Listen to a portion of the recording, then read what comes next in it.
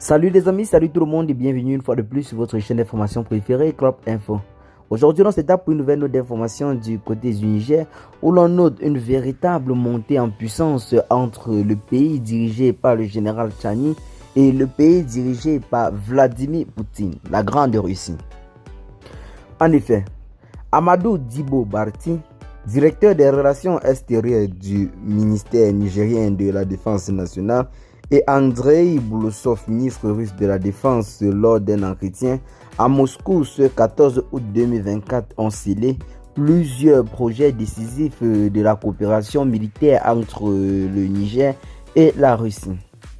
Le partenariat militaire a été au centre d'entretien entre le ministre russe de la Défense et les délégations du Burkina Faso et du Niger lors du Forum international Armée 2024 qui se tient en Russie. Le ministre russe de la Défense, Andrei Boulousov, a rencontré ce mercredi 14 août les représentants du Burkina Faso et du Niger lors du Forum international Armée 2024, a annoncé ce mercredi 14 août la défense russe.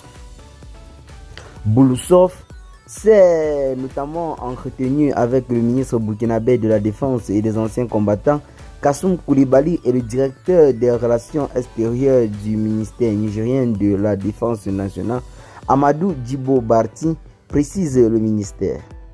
Les discussions ont porté sur les domaines prometteurs du partenariat militaire et les moyens pour renforcer la sécurité du côté de l'Afrique de l'Ouest, plus précisément dans le Sahel.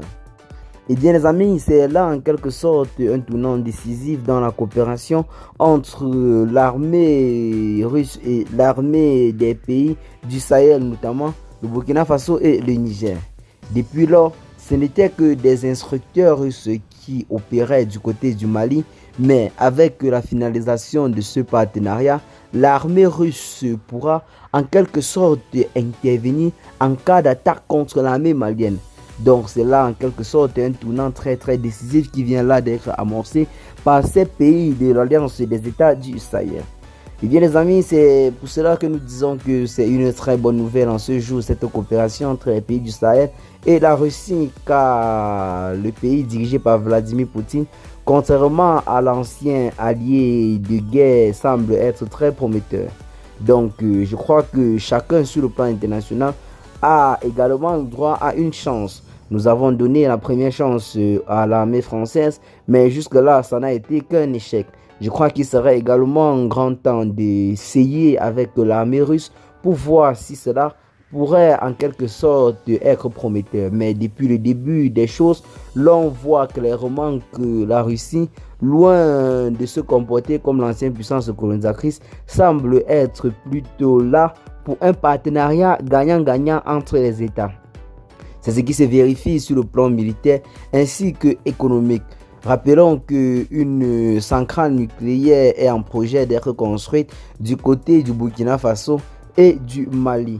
Donc c'est en quelque sorte toujours une entreprise russe qui assurera la construction et les travaux de cette centrale nucléaire.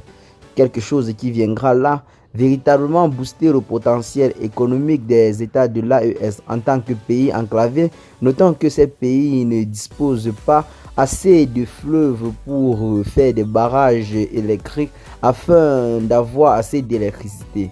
La construction d'une centrale nucléaire se présente là comme la panacée pour le problème énergétique dans la sous-région.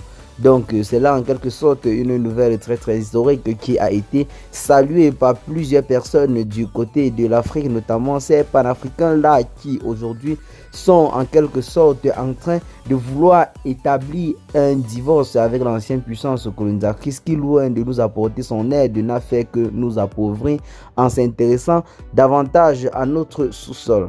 Donc maintenant, nous allons vendre nos richesses aux plus offrants et au plus sincère. Si c'est la Russie en quelque sorte qui doit acheter nos richesses et en contrepartie nous procurer ou alors nous aider aussi à devenir un pays émergent, là nous sommes à 100% d'accord. Donc c'est là en quelque sorte l'information très historique qui vient là en quelque sorte reconforter ces personnes là qui sont soucieux de cette coopération entre la Russie et les pays du Sahel. Notons que ces derniers temps, les États du Sahel sont considérablement montés en puissance sur le plan de la lutte contre les forces du mal. Même si beaucoup est encore à faire, notons que les forces armées du Burkina Faso, du Mali et du Niger bénéficient aujourd'hui d'un arsenal militaire historique. Donc, dans l'histoire de l'armée de ces différents pays, ceux-ci n'avaient jamais été autant équipés d'un matériel militaire de haute génération.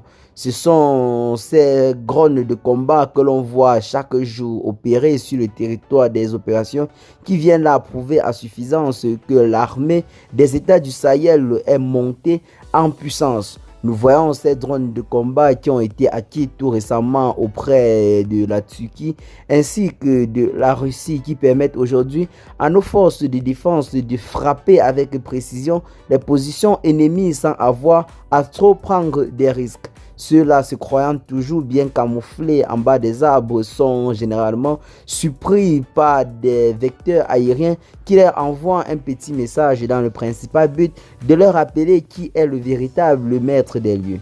Donc c'est là une avancée très notable dans l'histoire de la lutte contre ces forces du mal, bien que ceux-ci continuent toujours à être un peu plus têtus et continuent toujours à attaquer nos forces de défense. Nous restons juste soudés et unis derrière nos dirigeants ainsi que derrière notre armée. La patrie ou la mort, nous vaincrons.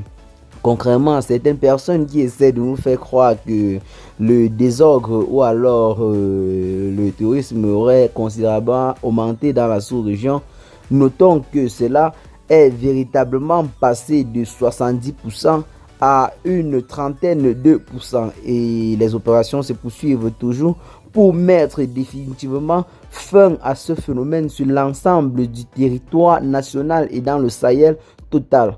Espérons qu'avec cette confédération des États du Sahel qui a été mise sur pied par le Mali, le Burkina Faso et le Niger, cet exploit sera enfin atteint afin que la véritable démocratie et la souveraineté africaine puissent être exprimées sur la scène nationale et même internationale.